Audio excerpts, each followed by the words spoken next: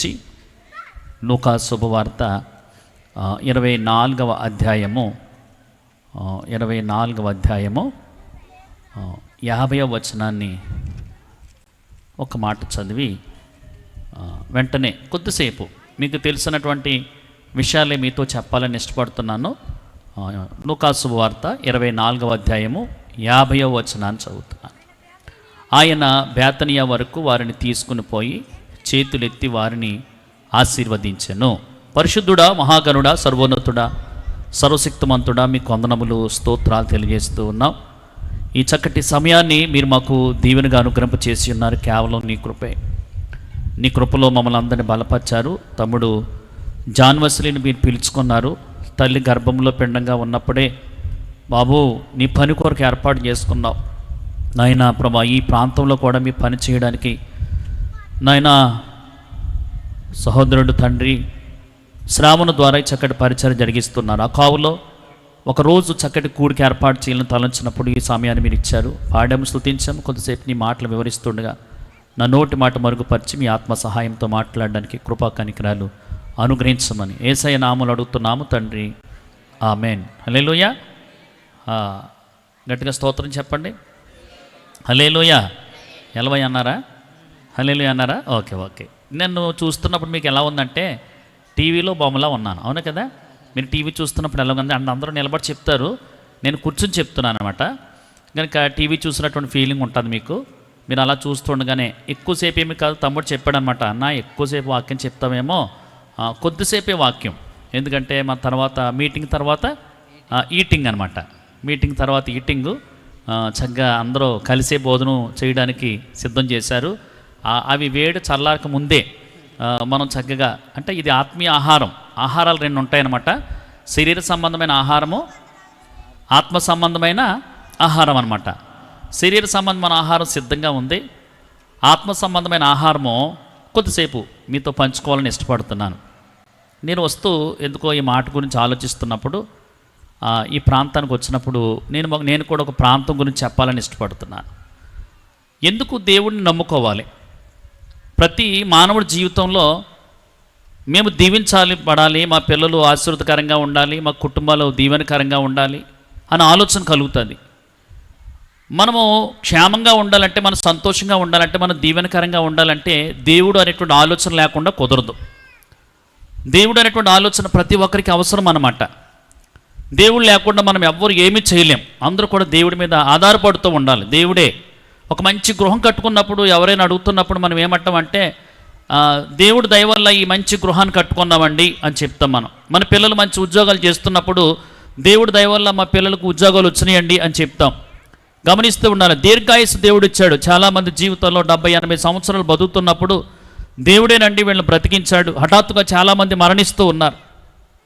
ప్రతి సెకండ్కి కూడా 2 చనిపోతున్నారు, సెకండ్కి 2 పుడుతున్నారు. ఈరోజు కూడా చాలామంది చనిపోయారు. ఆ జాబితాలో మనల్ని చేర్చలేదు దేవుడు. మనం అనుభవిస్తున్నాం అనమాట. ఈరోజు అంతా కూడా మనం అనుభవించమంటే మన డబ్బు కానీ, మన ధనం కానీ, బలం కానీ, బలగం కానీ ఏది కాదు, కేవలము దేవుడు అనేటువంటి ఆలోచన ప్రతి ఒక్కరికి అవసరం అని మీ అందరికీ తెలియజేస్తున్నాను. గమనిస్తూ ఉండాలి. కనుక 14వ కీర్తన 1వ వచనంలో ఏముందంటే, దేవుడు లేడని బుద్ధిహీనులు తమ హృదయంలో అనుకుంటున్నారు. అంటే చాలామంది ఆలోచన ఏంటంటే, దేవుడు లేడు, మా ఉద్యోగాల మీద మేము ఆధారపడుతున్నాం, మా వ్యాపారాల మీద మేము ఆధారపడుతున్నాం, మేము చేసే పనుల మీద ఆధారపడుతున్నాం, మాకు టాలెంట్స్ ఉన్నాయి, మాకు ఆస్తులు ఉన్నాయి ఆలోచన చేస్తున్నారు. చాలామంది దేవుడు గురించి ఆలోచించట్లేదు. కనుక వాళ్ళు ఏమంటారంటే నాస్తికులు అంటారు. దేవుడి గురించి ఆలోచించరు. ఒక ఆయన పెద్ద మీటింగ్ ఏర్పాటు చేశాడంటే దేవుడు లేడు అని చెప్పాలని పెద్ద మీటింగ్ ఏర్పాటు చేసి మీటింగ్ ఎంత అయిపోయిన తర్వాత ఇంటికి వెళ్ళిన తర్వాత తన భార్య అడుగుతుందంటే, ఏమంటే మీటింగ్ ఎలా జరిగింది అనగానే దేవుడి దయ వల్ల బాగానే జరిగింది అన్నాడంట. అంటే మాటలో కూడా దేవుడు లేకుండా ఆలోచిస్తూ ఉండాలి. దేవుడు లేకుండా ఏ మనిషి బ్రతకలేడు, ఏ మనిషి కూడా జీవించలేడు. అలాగైతే ఆ దేవుడు ఎవరు? ఆ దేవుడు యేసుప్రభు అని ఈరోజు ఈ కూడిక ద్వారా ప్రకటించడానికి కూడిక అది. యేసుప్రభు దేవుడని చెప్పడానికి, యేసుప్రభుని మీరు అంగీకరించండి, యేసుప్రభు దేవుడికి అంగీకరించండి అని చెప్పడానికి చక్కటి కూడుకను ఏర్పాటు చేస్తూ ఉన్నారు. మనం చదువుతున్నటువంటి భాగంలోనండి ఒక ప్రాంతాన్ని దేవుడు దీవించాడు. ఆ ప్రాంతం పేరు మనకు తెలుసు, బేతనీయ అని చదువుకున్నాం. అక్కడ బేతనీయ ప్రాంతాన్ని దేవుడు దీవించాడు. బేతనీయ అంటే అసలు ఆలోచన చేస్తే ఎన్నిక లేనిది అంటే స్వల్పమైనది, అల్పమైనది, తక్కువది. ఈరోజు మనుషులకి ఎవరంటే ఇష్టం అంటే బాగా ఉన్నవాళ్ళు అంటే ఇష్టం. మనకి ఏదైనా పెళ్ళిళ్ళు కానీ ఏదైనా అవుతున్నప్పుడు ఎవరిని ఎక్కువ పిలుస్తామండి? ఫోన్లు చేసి డైరెక్ట్గా ఇంటికి వెళ్ళి మీరు తప్పనిసరిగా రావాలి అంటే నేను ఎవరికి పిలుస్తాం? అరకాసు బంగారం అన్నా పెడతారంటే వాళ్ళు ఖచ్చితంగా మనం పిలుస్తాం. ఒట్టినే మనలాంటి వాళ్ళు వెళ్ళి తినొచ్చేస్తారు అనుకోండి, మీరు తప్పనిసరిగా రావాలండి అంటామా మనము? గమనిస్తూ ఉండాలి. అంటే మనుషులు ఎన్నిక చూడండి ఎలా ఉంటుందో, కానీ దేవుడు ఎన్నిక చూడండి. ఎందుకు ఈ గ్రామాన్ని, ఎందుకు ఈ చిన్న ప్రాంతాన్ని దేవుడు దీవించాడు? ప్రపంచంలో చాలా దేశాలు ఉన్నాయి, చాలా ప్రాంతాలు ఉన్నాయి. ఈ వాకలు కొరగని ప్రాంతంలో ఈ బుల్లియ కాలనీని దేవుడు దీవించాడు. హల్లెలూయా. ఇక్కడ కూడా ప్రభువైన యేసుక్రీస్తు వారిని ప్రకటించడానికి దేవుడు ఒక అవకాశాన్ని దేవుడు కలగజేశాడు. ఈ ప్రాంతాన్ని దేవుడు దీవిస్తూ ఉన్నాడు. అక్కడ బేతనీయ ప్రాంతాన్ని కూడా దేవుడు దీవించినట్టుగా వాక్యం సెలవిస్తుంది. దేవుడు ఎన్నిక అద్భుతంగా ఉంటుందన్నమాట. మనిషి ఆలోచన వేరు, దేవుడు చిత్తం వేరనమాట. నేను కూడా మంచి ఉద్యోగం చెయ్యాలి, మంచి ఉద్యోగం చేసి ఉద్యోగంలోనే ఉండాలని నా ఆలోచన. కానీ దేవుడి చిత్తం ఏంటంటే నేను సేవ చెయ్యాలని.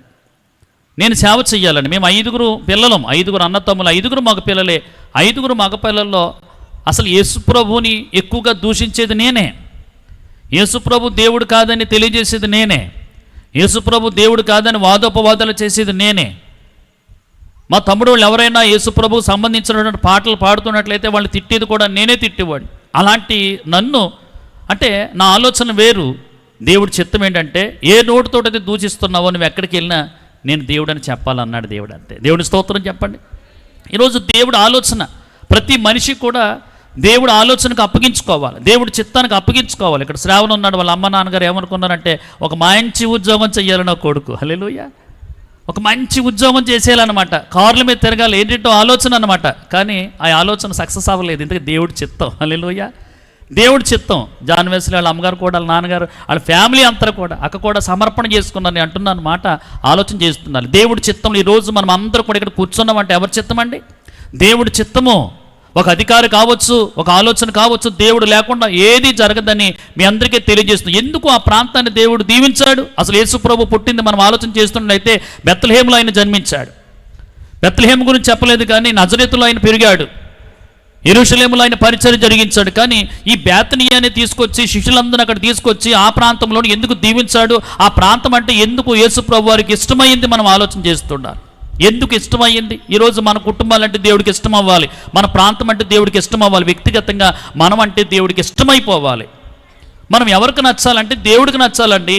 ఈరోజు చాలామంది ఏమనుకుంటామంటే వాళ్ళకి నచ్చాలి, వీళ్ళకి నచ్చాలి అనుకుంటాం. కానీ గమనిస్తూ ఉండాలి, దేవుడు లేకుండా మనం పుట్టలేదు. మనం చనిపోయిన తర్వాత కూడా దేవుడి దగ్గరికే వెళ్ళాలి. ప్రతి మనిషి ఇది ఆలోచించాలి. దేవుడే మనం పుట్టించడం. 100వ కీర్తన 3వ వచనంలో అదే అంటున్నాడు, యెహోవాయే దేవుడని తెలుసుకోనండి, ఆయనే మనలను పుట్టించను. యెషయా గ్రంథంలో ఏమంటాడంటే ముదిమి వచ్చు వరకు నన్ను ఎత్తుకునేవాడు ఆయనే, పుట్టించినవాడు ఆయనే, ముదిపు వచ్చే వరకు కూడా నడిపించిన వాడు కూడా ఆయనే, మరణించిన తర్వాత మన ఆత్మలు చేర్చుకున్నది కూడా ఆయనే. ఈరోజు ఆయన్ని విస్మరిస్తే కుదరదు, ఆయన లేకుండా బ్రతకాలంటే కుదరదు. చాలామంది ఎప్పుడు తెలుసుకున్నారంటే వయసు అంతా అయిపోయిన తర్వాత, మంచం మీద పడిపోయిన తర్వాత అప్పుడు ఏమన్నానంటే నాకు దేవుడు కావాలండి, మాకు యేసయ్య కావాలండి అని అడుగుతున్నారు చాలామంది. ఈరోజు బలం ఉండగానే, శక్తి ఉండగానే మనం ఖచ్చితంగా యేసు ప్రభువుని అంగీకరించాలి. ఎందుకు ఈ ప్రాంతాన్ని దేవుడు ఇష్టపడ్డాడు అంటే లూకాసు సువార్త 10వ అధ్యాయంలో ఒక ఫ్యామిలీ గురించి మీకు చెప్పాలని ఇష్టపడుతున్నాను. చిన్న మాటలు చెప్పేసి నేను ముగించేస్తాను. అందరూ తీయండి, చిన్న చిన్న మాటలే. లూకాసు సువార్త 10వ అధ్యాయంలో మీరు చూసినట్లయితే 38వ వచనంలో చక్కటి మాట ఉన్నది. అంతటా వారు ప్రయాణమై పోవుచుండగా ఆయన ఒక గ్రామములో ప్రవేశించెను. మార్తా అను ఒక స్త్రీ ఆయనను తన ఇంట చేర్చుకొనెను. ఒక కుటుంబం అన్నమాట. అక్కడ ఆ కుటుంబంలో 3 ఉన్నారు. మరియమ్మ గారు ఉన్నారు, మార్తమ్మ గారు ఉన్నారు, తమ్ముడు లాజరు ఉన్నారు. 3 ఒక ఫ్యామిలీ అన్నమాట. ఈ ఫ్యామిలీ ఎక్కడున్నారు అంటే ఆలోచన చేస్తుండాలి, బేతనీయ అనేటువంటి ప్రాంతంలో ఉన్నారు. ఈ బేతనీయ ప్రాంతాన్ని యేసుప్రభు వారు ఇష్టపడుతున్నారు, యేసయ్య ఇష్టపడుతున్నారు. ఎందుకు ఇష్టపడుతున్నారు, ఎందుకు ఆ ప్రాంతాన్ని దీవించాడు అని ఆలోచన చేస్తే ఇక్కడ అంటున్నాడు వాళ్ళు చేర్చుకున్నారంట. వాళ్ళు ఆ ప్రాంతం వాళ్ళు ఎవరిని చేర్చుకున్నారండి? యేసుప్రభుని చేర్చుకున్నారు. చాలా ప్రాంతం వాళ్ళు యేసుప్రభుని చేర్చుకోవడం లేదు. ఈరోజు మనం నచ్చాలంటే, మనం ఇష్టపడాలంటే మనం ఖచ్చితంగా ఎవరిని చేర్చుకోవాలంటే యేసు ప్రభువును చేర్చుకోవాలి. మన హృదయంలో చేర్చుకోవాలి, మన ఇంట్లో చేర్చుకోవాలి.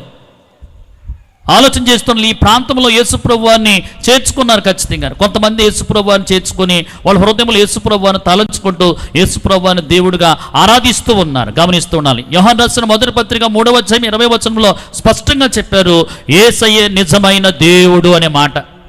ఆయనే నిజమైన దేవుడు. ఈరోజు ఆలోచన చేస్తుండాలి, యేసుప్రభువారు నిజమైన దేవుడు. ఎందుకు యేసుప్రభువారిని దేవుడిగా అనాలి అంటే దేవుడికున్న లక్షణాలు యేసుప్రభువారికి ఉన్నాయి. యేసుప్రభువారిని ఎందుకు దేవుడు అనాలి? ఆలోచన చేస్తుండాలి. దేవుడికి ఉన్నటువంటి లక్షణాలు కొన్నాయన్నమాట. కొన్ని లక్షణాలు ఉంటే వారిని దేవుడు అనాలన్నమాట. ఏంటి ఆ లక్షణాలు అంటే ఆలోచన చేస్తుండాలి. మానవుల కొరకు ప్రాణం పెట్టినప్పుడు లక్షణం ఎవరికైనా ఉందంటే యేసుప్రభు వారికి. అదే యోహాను సువార్త 3:16 చెప్పాడు, దేవుడు లోకమును ఎంతో ప్రేమించాడు. ఎంత ప్రేమించాడంటే ప్రాణం పెట్టినంతగా ప్రేమించాడు. మీరు బైబిల్ గ్రంథం చదవండి, ప్రాణం తీసిన సందర్భాలు ఎక్కడ లేవు. యేసుప్రభు వారు ప్రాణం పెట్టారండి. తన రక్తమంతా చిందించారు. పాపుల కొరకు తన రక్తమంతా చిందించారు. సిలువలో రోమ ప్రభుత్వం వారు ఆయన సిలువేస్తున్నప్పుడు ఆఖరి రక్త బట్టు వరకు కూడా మానవుల కొరకే కార్చేశాడు. ఆయన మానవుల కొరకు ఏమిచ్చారంటే ప్రాణం పెట్టాడు. ప్రాణం పెట్టారు కాబట్టి ఆయన దేవుడు అనొచ్చు. గమనిస్తూ ఉండాలి. ఇంకా ఎందుకు దేవుడు అనాలంటే ప్రపంచంలో పరిశుద్ధుడు ఎవరైనా ఉన్నారంటే యేసుప్రభువారే పరిశుద్ధుడు. యేసుప్రభువారే పరిశుద్ధుడు. గమనిస్తూ ఉండాలి. సిలువేసినటువంటి ఆ గవర్నర్ అనేటువంటి పిలాతు గారు ఏమన్నాడు తెలుసా? ఈయనలో నాకు ఏ నేరమో నాకు కనపడటం లేదు, సిలువేయండి సిలువేయండి సిలువేయండి అని అందరూ ఏకకంఠంతో అడుస్తున్నప్పుడు ఆయన అంటున్న మాట, అసలు మీరు సిలువేయమంటున్నారు కానీ అసలు ఇతనిలో ఏ నేరము లేదు, ఎందుకంటే ఇతను పరిశుద్ధుడు. పిలాతు గారి భార్య కూడా అంటుంది, ఏమయ్యో ఆ నీతిమంతుడు జోలికి నువ్వు వెళ్ళొద్దు. పిలాతు భార్య తెలిసిందనమాట. ఆమె కూడా అంటుంది, ఆయన నీతిమంతుడు అయ్యా, నీతిమంతుడు నీతిమంతుడు, ఆయనలో ఏ దోషమైనా ఉంటుందేమో, ఏ నేరమైనా ఉంటుందని అందరూ వెతికి వెతికి వెతికి చూస్తున్నారు కానీ ఏ నేరము లేదు, ఏ నేరము లేదు. నాలో పాపం ఉందని ఎవడైనా చెప్పగలడని ఆయన ఛాలెంజ్ చేశాడంటే బైబిల్ గ్రంథంలో. దేవుని స్తోత్రం చెప్పండి. నేను చేయలేను, అలాగా వాక్యం చెప్తా నేను చేయలేను, ఎందుకంటే నేను కూడా నాలో చాలా పాపాలు ఉన్నాయి. ఇక్కడున్న వారిలో ఎవరూ చెప్పలేరు మాలో పాపం ఉందని ఎవడని చెప్పగలను. ఏదో ఒక పాపం ఉంది. గమనిస్తూ ఉండాలి. ఏ పాపము లేనివాడు ఆయనే, అందుకే ఆయన దేవుడు అయ్యాడు. ఎందుకు యేసుప్రభు వారిని దేవుడు అనాలంటే, ఎవరినైనా దేవుడు అనాలంటే ఆయన మరణించాలి, సమాధి చేయబడాలి, సమాధి నుంచి తిరిగి లేవాలి. దేవుని స్తోత్రం చెప్పండి. మృత్యుంజయుడై ఉండాలి, మరణాన్ని గెలవాలి, మరణాన్ని గెలవాలి.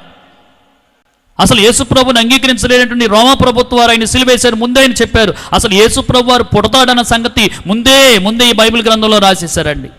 600-700 సంవత్సరాల ముందే ఆయన యేసుప్రభు వారు మానవుడిగా వస్తారు, దేవుడు మానవుడిగా వస్తారని ముందే రాసేశారు.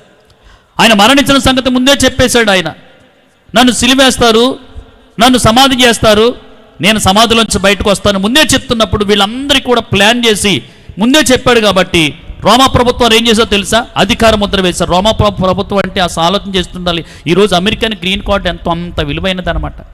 ఆలోచన చేస్తుండాలి. అధికార ముద్ర వేసి కాపలాదారులను పెట్టి ఆ సమాధి దగ్గర అలాగే ఉంచుతున్నప్పుడు అందరూ అలాగే ఉన్నారు, సమాధి తెరవబడిపోయింది. దేవుని స్తోత్రం చెప్పండి. ఈరోజు మీరు ఆలోచించండి, మనసు పెట్టి ఆలోచించండి. ప్రపంచంలో ఉన్న సమాధులన్నీ కూడా సమాధుల్లాగే ఉన్నాయి, కానీ తెరవబడిన సమాధి ఏదైనా ఉందంటే అది యేసయ్య సమాధి మాత్రమే. గట్టిగా స్తోత్రం చెప్పండి. అందుకు ఆయన దేవుడు. ఆ దేవుణ్ణి ప్రకటించడానికి, ఆ దేవుణ్ణి ఆరాధించడానికి, ఆ దేవుణ్ణి స్తుతించడానికి ఈ చక్కటి కూడికను ఏర్పాటు చేశారు. ఆయనే దేవుడు అనడానికి ఎన్నో ఆధారాలు బైబిల్లో స్పష్టంగా చెప్పాడు. ఆయనే నిజమైన దేవుడు. ఆలోచన చేస్తున్నది. మరి ఆయన చేర్చుకుంటే ఏమవుతుంది? బేతనీయ ప్రాంతం వారు చేర్చుకున్నారండి. మీరు ఎలా చేర్చుకున్నారో ఆ ప్రాంతం వారు కూడా అలా చేర్చుకున్నారు. కొరింథీయులకు రాసిన 2వ పత్రిక 5వ అధ్యాయం 17వ వచనంలో అంటాడు, కాగా ఎవడైనాను క్రీస్తునందున్న యెడల వాడు నూతన సృష్టి, పాతవి గతించిపోతాయి. యేసుప్రభువుని చేర్చుకుంటే ఏమవుతుంది? మన కుటుంబాల్లో ఏమైనా గలిబిలు వస్తూ ఉంటుందా? మన కుటుంబాల్లో ఏమన్నా ఇబ్బందులు కలుగుతూ ఉంటున్నాయా? కాగా ఎవడైనా క్రీస్తులో ఉంటే వాడు నూతన సృష్టిగా మారిపోతాడండి. వాళ్ళ లైఫ్ స్టైల్ మారుస్తాడు దేవుడు, వాళ్ళ జీవితాన్ని మారుస్తున్నట్టుగా వాక్యం సెలవిస్తున్నది. మరి ఇక్కడే ముమ్మడివారం మండలంలో అయినాపురం అనేటువంటి గ్రామం అది. నేను డిగ్రీ ఫైనల్ ఇయర్ చదివిన తర్వాత కూడా యేసుప్రభుని దేవుడిగా అంగీకరించలేదు. మేము 5 పిల్లలము. నేను 5వ తరగతి చదువుతున్నప్పుడు మా నాన్న చనిపోయాడు. మా అమ్మ 5 పిల్లల్ని ఎలాగ పెంచాలో తెలియనటువంటి పరిస్థితుల్లో ఒక్కొక్కరిని ఒక్కొక్క చోట పెట్టి పని చేసుకోవడానికి, వాళ్ళు భోజనం పెట్టి పని నేర్పితే సరిపోతుందని మెకానిక్ షెడ్లోను అక్కడక్కడ వేసి, నిజంగా అలాగా మేము అయినాపురంలో అలాగ ఉంటున్న పరిస్థితుల్లో నేను వస్తున్నప్పుడు చూశారు. నేను నడవలేని పరిస్థితుల్లో నేను చాలా బలహీన పరిస్థితుల్లో ఉండేవాడిని, చాలా బలహీన పరిస్థితుల్లో ఉండేవాడిని. అలాంటి పరిస్థితుల్లో కూడా యేసుప్రభుని దేవుడికి అంగీకరించేవాడిని కాదు. మా తమ్ముడు వాళ్ళందరూ కూడా యేసుప్రభు పాటలు అక్కడ ఏలి మాస్టర్లో చదువుతూ ఉండేవారు. వాళ్ళు ఎప్పుడైనా సెలవులకు వచ్చి యేసుప్రభు సంబంధించిన పాటలు పాడుతున్నప్పుడు ఆ పాటలు ఇష్టపడేవాడిని కాదు. నేను ఆ పాటలు పాడొద్దు అని నా నోటితో చెప్పేవాడిని. డిగ్రీ చదవడానికి అమలాపురం వచ్చేసాను. నేను అమలాపురం వచ్చి అమలాపురంలో డిగ్రీ చదువుతుండగా నా జీవితంలో జరిగినటువంటి ఒక భయంకరమైన పరిస్థితి ఏంటంటే, ఈ ఎడంకాలతో పాటు కుడుకాలు ఒళ్ళంతా కూడా చచ్చిపడిపోయినట్టు అయిపోయింది. అంటే ఇక నడవలేనిక అసలు ఓపిక లేని, అంటే నరాలు బలహీనత వచ్చేసింది అనమాట. చాలా మందులు చాలా చోట్లకి వెళ్ళి చాలా మందులు వాడించారు. ఆ ఒళ్ళంతా కూడా రచ్చరేకులు అయ్యి కట్టించారు. చాలా చోట్లకి తీసుకెళ్ళా కూడా నేను అలా పాగుతూ ఉండేవాడిని, కానీ నా శరీరంలో బలం ఇప్పుడు పొందుకోలేకపోయేవాడిని. చాలామంది ఏమనేవారంటే, మీరు చర్చికి వస్తే బాగుంటుంది, ప్రార్థన చేసుకుంటే బాగుంటుంది అంటే వాళ్ళతో ఇలా చెప్పేవాడిని, యేసుప్రభు వారు మనిషే కానీ దేవుడు కాదు, యేసుప్రభు వారు మనిషే కానీ దేవుడు కాదని నా నోటితో నేనే చెప్పేవాడిని. బాగా బలహీనత అయిపోయిన తర్వాత మా స్నేహితులు చెప్పగా మన చర్చికి తీసుకెళ్తా ఉండేవారు. వాళ్ళు చెప్పిన మాటలను బట్టి ఇలాంటి సభలు జరుగుతున్నప్పుడు వెనకాల ఎక్కడో కూర్చోబెట్టారు నన్ను, వెనకాల గడ్డిలో కూర్చున్నాను. పాస్టర్ గారు చెప్పిన మాటలు వింటున్నాను. ఆ సేవకుడు ఏం చెప్తున్నారంటే, ఆ మాటలు చెప్తున్నాను. ఇందాక తమ్ముడు ఎలాగైతే ఆరాధన చేశారో, ఆరాధన చేస్తున్నప్పుడు నాకు అర్థమవుతుంది, వీళ్ళు పాటలు పాడుతున్నారు, ఆరాధన చేస్తున్నారు, ఇంక పాస్టర్ గారు లెగుతాడు, ఏదో సోదు మొదలెడతాడు, నాకు అంతా అదే ఆలోచనలో ఉంది. కానీ ఆయన దేవుడు అనేటువంటి ఆలోచనలో ఇప్పుడు ఉండేవాడిని కాదు. నేను వెనకాల కూర్చొని దేవుడి యొక్క వాక్యము ఆయన చెప్తున్నప్పుడు కదలలేని పరిస్థితుల్లో ఒక 5-6 నిమిషాలు వాక్యం వింటున్న తర్వాత నా స్నేహితుడు వచ్చాడు. మరి వెళ్ళిపోదానంటే, కాదు పాస్టర్ గారు ఏదో మాటలు చెప్తున్నారు కదా, మాటలు ఎందుకో నా కోసమే చెప్తున్నట్టు అనిపిస్తుంది. ఈ బలహీనతలు భరించలేక నేను చాలాసార్లు మా అమ్మ నిద్ర మాత్రలు వేసుకునేది పడుకున్నప్పుడు. ఒక 10 బిళ్ళలు, ఒక 20 బిళ్ళలు గ్లాసులో కలుపు, నీటిలో కలుపు తాగి చచ్చిపోతే బాగుండు అనిపించేదండి నా జీవితంలో. ఎందుకంటే ఆ ఎవరితనని భరించలేక పాకుతూ అలా నడుస్తూ ఉండేవాడిని. అలాంటి పరిస్థితుల్లోనండి వెనకాలకు వచ్చిన అలా వాక్యం వింటున్నప్పుడు సేవకుడు చెప్తున్నటువంటి ఈ మాటలను బట్టి ఎందుకో నాకు శక్తి వచ్చింది. ఎలాంటి బలము అంటే, నాకు ఒక ధైర్యం అన్నమాట. మీరు చనిపోవాలనుకుంటున్నారు అంటున్నప్పుడు ఆ చనిపోవలసిన వ్యక్తిని నేనే. మీ జీవితంలో ఏదో నష్టపోయారనుకున్నప్పుడు ఆ నష్టపోతున్న వ్యక్తి నేను. ఎందుకో నా జీవితం అనుకున్నప్పుడు ఇవన్నీ కూడా నా కోసమే చెప్తున్నప్పుడు, నిజంగా ఒక 1.5 సేపు వాక్యం చెప్తున్నప్పుడు, ఆ 1.5 సేపు వాక్యం వింటున్నప్పుడు నిజంగా నా జీవితంలో ఎందుకు ఒక ధైర్యం వచ్చింది. అలా ఆఖరిని ఎలాగ అన్నాడు ఆయన, మీ కుడి హస్తాలు పైకెత్తాడు, నేను ప్రార్థన చేస్తానని చెప్పాడు. ఆయన ప్రార్థన చేశాడు, వెళ్ళిపోయాడు.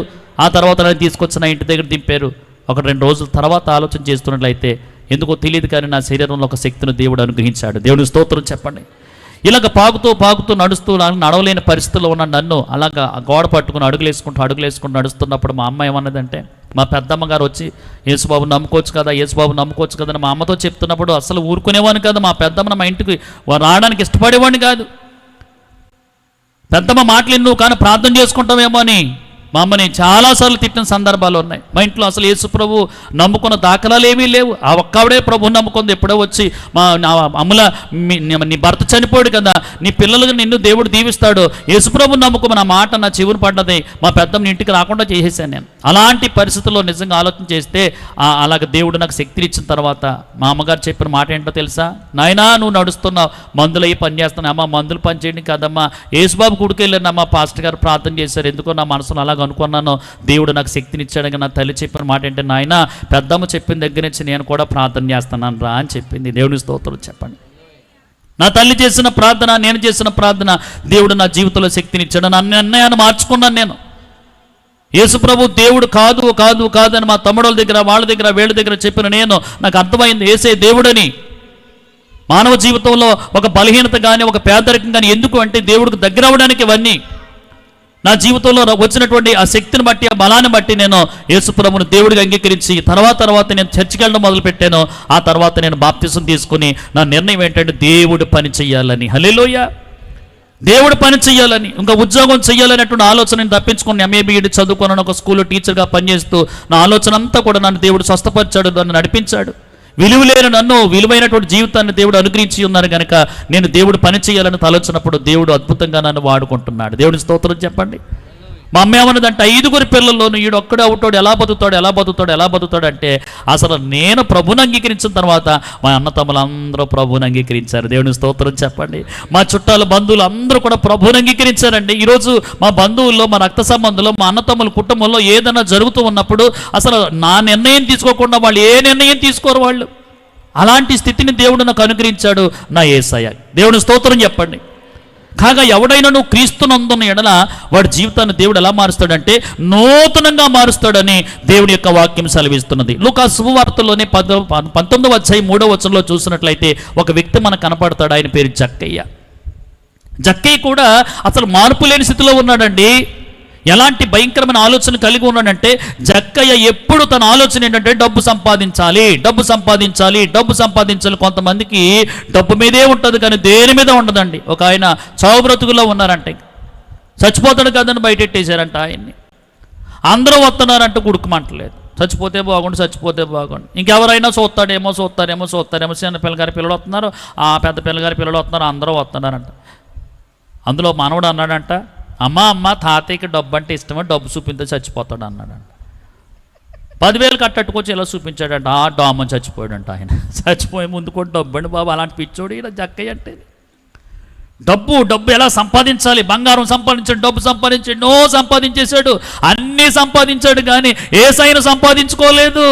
అందుకో భక్తుడు పాడతాడు, మేడున్నా మిద్దున్నా పెద్ద గద్దె మీద నీ ఉన్నా, నీలో యేసన్నా లేకున్నా నీకున్నదంతా సున్నా, సిరి ఉందని తూలనాడినా బలముందని విర్రవీగినా, తీర్పునందు చిక్కెదవన్నా మార్పునందు స్థిరపడుమన్నా. చాలామందికి అన్నీ ఉంటాయి కానీ యేసయ్య లేడు. ఇప్పుడు ఇది కూడా అదే బాధ. జక్కయ్య గారికి అన్నీ ఉన్నాయండి, డబ్బులు చాలా ఉన్నాయి, డబ్బులు సంపాదించేశాడు. కానీ ఒక కోరిక ఏంటో తెలుసా? అందరూ యేసయ్య దేవుడు అంటున్నారు, అందరూ కోటలకి వెళ్తున్నారు, అందరూ ప్రార్థనకి వెళ్తున్నారు, నేను కూడా వెళ్దామంటే మా వాళ్ళు ఏమనుకుంటున్నారు? చాలామంది జీవితాల్లోనండి. మా పెదనాన్న ఒక ఆయన అడిగాను, యేసుబాబు నమ్ముకోవచ్చు కదా, నమ్ముకోవాలని ఉంది కదనే, మన వాళ్ళందరూ ఊరుకోర్రా అన్నాడు ఆయన. ఆయనకు మనసులో యేసయ్య ఉన్నాడు. కానీ మా మావయ్య గారు ఇప్పటికీ కూడా మా మావయ్య గారు ఇంకా ఆయన కొంచెం అట్టిపెట్టిగా ఉన్నారు. మా అత్తయ్య గారు బాప్తీసం తీసుకున్నారు, మా మామయ్య గారు ఇంకా బాప్తీసం తీసుకోవాలి, విగ్రహాలను బయటకు వచ్చారు. ఆయన నా భార్య అడుగుతుంది, నాన్నగారు మీరు చర్చికి రావచ్చు కదా. అమ్మ నాకు చర్చికి రావాలని ఉంది కానీ మరి మీ పెద్ద నాన్నోళ్ళు అందరూ ఏమన్నా అంటారని మరి తప్ప నా గుండెల్లో మాత్రం యేసుబాబు ఉన్నాడు. రహస్య క్రైస్తవుడు ఆయన. దేవుడి స్తోత్రం చెప్పండి. చాలామంది ఉంటారండి, ఏమో వెళుతూ ఏమనుకుంటారు, వాళ్ళు ఏమనుకుంటారో, వీళ్ళు ఏమనుకుంటారో. ఈరోజు తెగించిన చూడు మీరు. దేవుడి స్తోత్రం చెప్పండి. కొంతమంది గుండెల్లో దాచుకున్న వాళ్ళు, కొంతమంది వాళ్ళకి ఇష్టం అన్నమాట, రహస్యంగా ఉన్నారన్నమాట. వాళ్ళు ఈయన కూడా రహస్యంగా ఉన్నాడు, మొత్తమే తెగించేశాడు అనమాట. ఎంతకాలం ఇలా బ్రతుకుతామని యేసయ్య ఎవరో చూడాలనుకున్నాడు అనమాట. కానీ ఇది పొట్టోడు అనమాట. కానీ చూడాలనుకున్నాడు. ఇతనికి ఎవరు అడ్డొస్తున్నారంటే జనాలు అడ్డొస్తున్నారు. చాలా మందికి యేసయ్య దగ్గరికి రాకుండా జనాలు అడ్డొస్తారు. మా ఊర్లో ఒక ఆయన అంటున్నాడు, ఇదిగో యేసుబాబు గుడికి వెళ్ళావంటే 2 కాళ్ళు ఎరగొట్టేస్తాను అంటున్నాడు అలా ఆవిడ్ని. ఆవిడకి ఆయన అడ్డు అనమాట. అడ్డు తొలగించిన ఆయన అంటలేదు, మార్చిన ఆయన. అలా ప్రార్థన చేయకూడదు మనం. అడ్డు తొలగించిన ఆయన కాదు, అడ్డు వచ్చినోడు మార్చిన ఆయన, మంచిగా మార్చిన ఆయన. ఎంతోమంది మారిపోయారండి వాళ్ళు. అడ్డొచ్చాడు కదని వెళ్ళిపోవట్లేదు కానీ ఎలాగైనా చూడాలి. మళ్ళీ ఆ పక్క నుంచి ఆ దారి నుంచి ఎలాగ వస్తాడో, ఒక చెట్టు ఉంటే చెట్టు ఎక్కడ ధనవంతుడు సిగ్గు విడిచిపెట్టేసి యేసయ్యను చూడాలని కొంతమంది చూడాలండి. ఏమండి అలా వస్తాం కానీ ఒకసారి కొంతమంది మీ ఊర్లో పర్లేదు కానీ కొన్ని చోట్లయితే బైబిల్ తెచ్చుకోవాలంటే సిగ్గాళ్ళకి అలాంటి అటు చూసి ఎలాగ ఏదో అలా అనమాట. తెగించలేవు. ఈయనేం తెగించేశాడు, ఇంకా పరువు వదిలేశాడు, ప్రతిష్ఠ వదిలేశాడు, డబ్బులు వదిలేశాడు. యేసు ఎవరో చూడాలనుకున్నాడు, చూసి వరకు విడిచిపెట్టలేదు. చెట్టెక్కేసాడు, చెట్టు మించి కనపడుతున్నాడు. ఎవరు? యేసయ్య కనపడుతున్నాడు. హల్లెలూయా. యేసయ్య కనపడుతున్నప్పుడు చాలా సంతోషం కలిగింది. ఎవరు ఏమనుకున్నా పర్లేదు, నాకు యేసయ్య కావాలి. అప్పుడు యేసయ్య చూడాలి కదా, ఎందుకనే యేసయ్య చూడాలి కదా. యేసయ్య చూస్తాడేమో అని చూస్తున్నాడు, ఆయన చూడలేదు. కానీ ఇక్కడ ఉన్న జనమందరూ అనుకుంటున్నారు, ఎవరో ఒకరు చెప్తారు కదా యేసయ్య నీ కోసం చెట్టు మీద ఒక ఆయన ఉన్నాడు, చెట్టు మీద మా ఓడు ఒకడు ఉన్నాడు. చాలా మంది చూడండి, మా ఓళ్ళు ఉన్నారు. ఒక ఆవిడ అంటుంది, అమ్మ యేసుబాబు గుడికి రావచ్చు కదా అన్నాను. నాకు 2 మగ పిల్లలు బాబా అంటుందా మనిషి. సరే ఎంతకాలం ఉంటారో చూస్తాను అన్నాను. 2 పెళ్లి చేసుకున్నారు. అలా ఆవిడ తీసుకుని హైదరాబాద్ వెళ్ళిపోయారు. గుళ్ళోకి వస్తుందా మనిషి. పిల్లలు అంటున్నారు. కొంతమంది ఆస్తిని చూస్తున్నారు. ఈయన ఏమనుకున్నాడంటే ఇంతమంది ఉన్నారు కదా చెప్తాడంటే, వాళ్ళందరూ ఏం చేశారంటే యేసుబాబుని చూసి ఎవరి మట్టికి వాళ్ళే వెళ్ళిపోయారు. పైనుంచి ఒకరు కేకలు ఎత్తాడేమో, ఎవడ పట్టించుకోవట్లేదండి. ఎవడ మట్టికి ఆడే. ఏమండి కరోనాలో ఎవరున్నారమ్మా? ఎవరున్నారు? నాకు తెలుసుండే ఒక భార్య చచ్చిపోయిందండి బాబు. భర్త చచ్చిపోయాడు. భర్త చచ్చిపోతే పైన 2వ స్టేర్ నుంచి ఎడుతుంది భార్య. నాగసూర్య హాస్పిటల్లో. దేవుడి స్తోత్రం చెప్పండి. భర్త గారు చచ్చిపోతే కింద పెడితే భార్య 2వ స్టేర్లోంచి అని ఎడుతుంది. ఎలాగ ఏడాలి చెప్పండి, ఎలాగ ఏడాలి? అసలు బాడీ మీద పడిపోయి ఇలా తడుముకుంటూ ఏడ్చేయాలి కదా. అంటే అదే కదా మరి పెళ్లి ప్రమాణం, అదే కదా. ఏ పెళ్లి చేసుకున్నా ప్రమాణం ఏంటంటే అదే కదా, అవి విడిచిపెట్టననే ప్రమాణం కదా.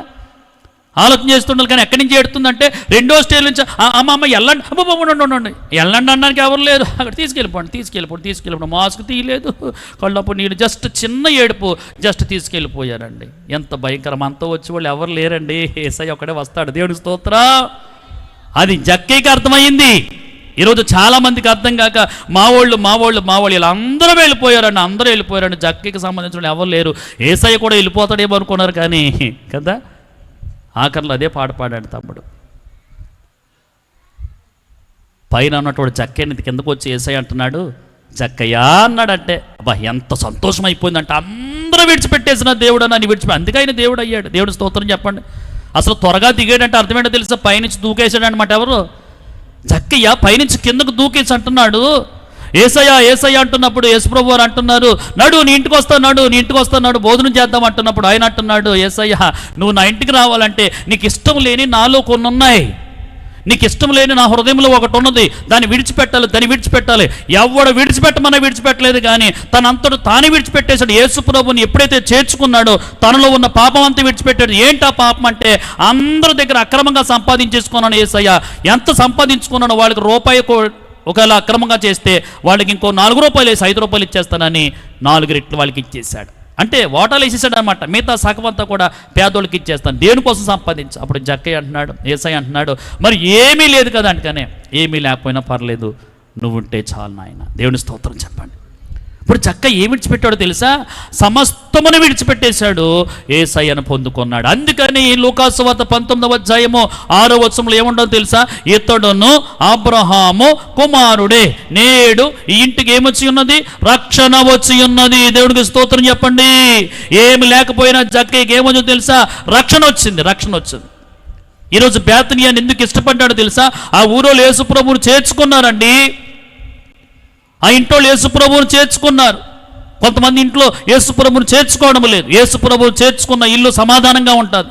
యేసుప్రభువును చేర్చుకున్న ఇల్లు సంతోషంగా ఉంటుంది. యేసుప్రభు చేర్చుకున్న ఇల్లు ఆరోగ్యకరంగా ఉంటుంది. ఎంతమంది రోగాలను దేవుడు పారదోలేశాడండి బాబు. చాలామంది ఒకరు క్యాన్సర్ రోగం అంట సాక్ష్యం చెప్తున్నారు. క్యాన్సర్ అండి 3rd స్టేజ్కి వెళ్ళిపోయింది, కష్టం అంటున్నారు, కిమో ఇచ్చేస్తున్నారు, అన్నీ ఇస్తున్నారు. కానీ ఏమో అంటున్నారు, మందులన్నీ వాడడం మానేసాం, యేసయ్య దగ్గరికి వచ్చేసాం, యేసుప్రభుని చేర్చుకున్నాను, గుండెలో చేర్చుకున్నాను, చచ్చిపోతే చంపేను ఆయన అన్నాడంట. తర్వాత వెళ్తున్నప్పటికీ క్యాన్సర్ తగ్గిపోయిందంట. రిపోర్ట్స్తో సహా, రిపోర్ట్స్ చూపించి లైవ్లో సాక్ష్యం చెప్తున్నాడంట ఆయన.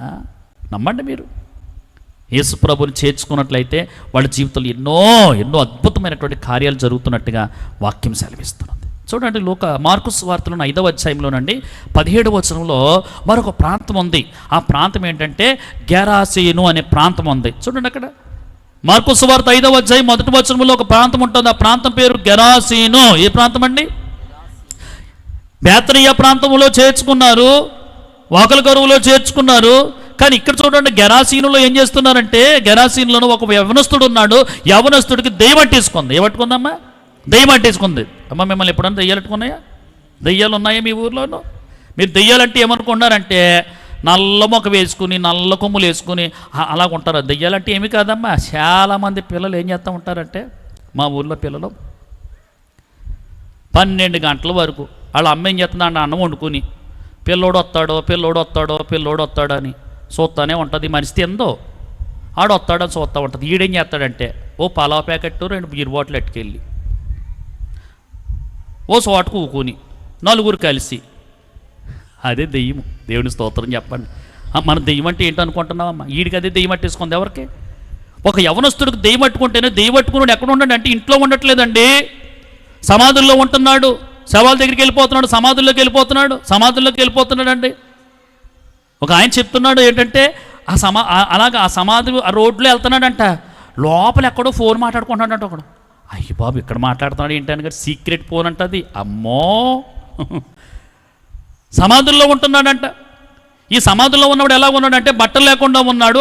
అతను మట్టికి అతనే కొట్టేసుకున్నాడు. వాళ్ళ అమ్మ నాన్న వచ్చి అంటున్నారు, నాయనా ఇంటికి రారా అంటే వాళ్ళ అమ్మనే నాన్నే కొడుతున్నాడు. కానీ ఏమండి, ఆడు కొట్టుకుంటున్నాడు, వాళ్ళ అమ్మలు కొడుతున్నాడు, గాయపరుచుకుంటున్నాడు, చాలా బాధపడిపోతున్నారు. బహుశా ఈ తల్లిదండ్రులు అందరికీ చెప్పుండొచ్చు, ఆ ఊరిలో అందరికీ చెప్పుండొచ్చు, అయ్యా మా పిల్లోడికి దెయ్యం పట్టుకుందయ్యా, దెయ్యం పట్టుకుందయ్యా, మీరు విడిపించండి అయ్యా, విడిపించండి. ఆ ఊరోళ్ళు బహుశా ఏమన్నారంటే, అమ్మాయి ఇగో మీ పిల్లోడికి దెయ్యం పట్టుకుంది కాబట్టి మీరు కూడా వెళ్ళిపోండి ఈ ఊర్లోంచి, ఆ పిల్లోడిని ఈ ఊర్లో తీసుకొస్తే మా ఊళ్ళో అందరినీ పట్టేసుకుంటుంది దెయ్యము. ఊరోళ్ళు అన్న మాట. ఏ ఊరోళ్ళు? గెరాసీను ప్రాంతం వాళ్ళు. కానీ విచిత్రం ఏంటంటే ఆ ఊరికి యేసయ్య వచ్చాడు. చూడండి, ఆ మాట ఉంటుంది మార్కు సువార్తలోనే 5వ అధ్యాయంలోనే 6వ వచనంలో చూడండి. చూసారంటే దూరము నుండి యేసును చూచి పరిగెత్తుకుని వచ్చి చేసి సర్వోన్నతమైన దేవుడు స్తోత్ర. ఇప్పుడు ఎవరికి అర్థమైపోయిందంటే అతనిలో ఉన్న దెయ్యం ఉంది చూసారా, ఆ దెయ్యము ఆ ఊరికి యేసుప్రభు వచ్చినప్పుడు అతనిలో ఉన్న దెయ్యం ఏమంటుంది తెలుసా, సర్వోన్నతమైన దేవుడా ఎవరిని? యేసయ్యను. హల్లెలూయా. దెయ్యానికి అర్థమైపోయింది యేసయ్య దేవుడని, దెయ్యానికి అర్థమైపోయిందండి.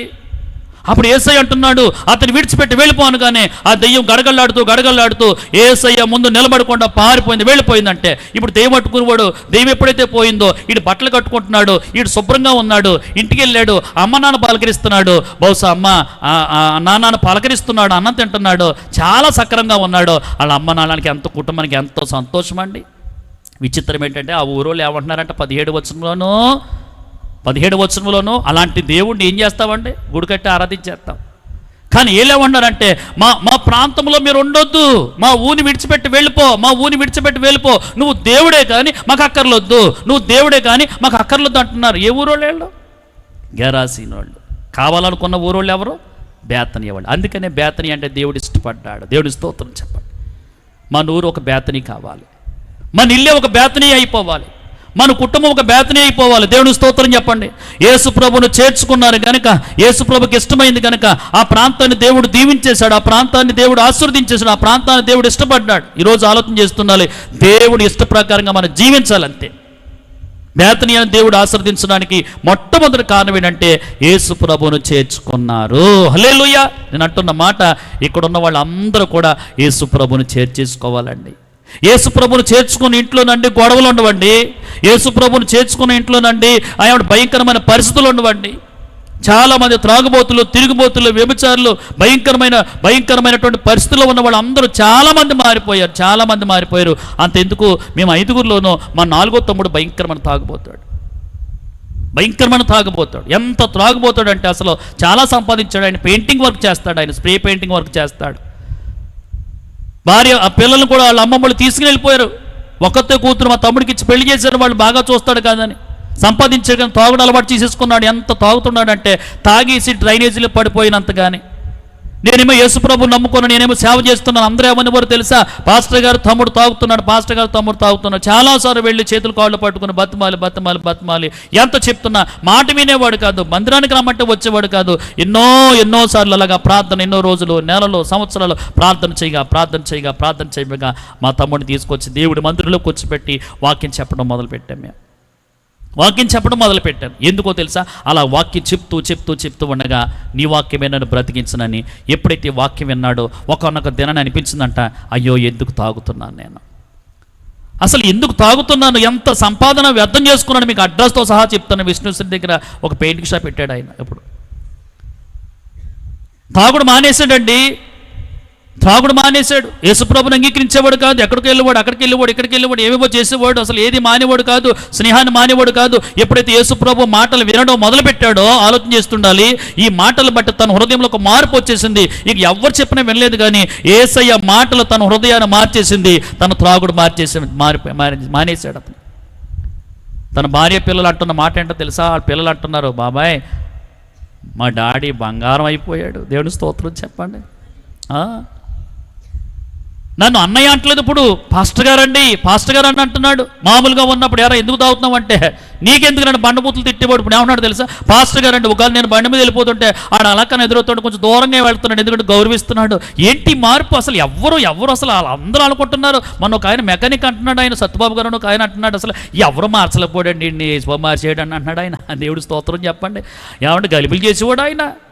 గలిబిలు చేసేవాడు, తాగుబోతులు మారుతున్నాడు, తిరిగిపోతులు మారుతున్నాడు, గయ్యాల భార్యలు మారుతున్నాడు, భయంకరమైన శాడిస్ట్ పిల్లలు మారుతుంటే చాలామంది నువ్వు వెళ్ళిపోతున్నావు మతంలోకి, నువ్వు వెళ్ళిపోతున్నావు మతంలోకి వెళ్ళిపోండి. ఇది మంచి మార్గం. దేవుడికి స్తోత్రం చెప్పండి.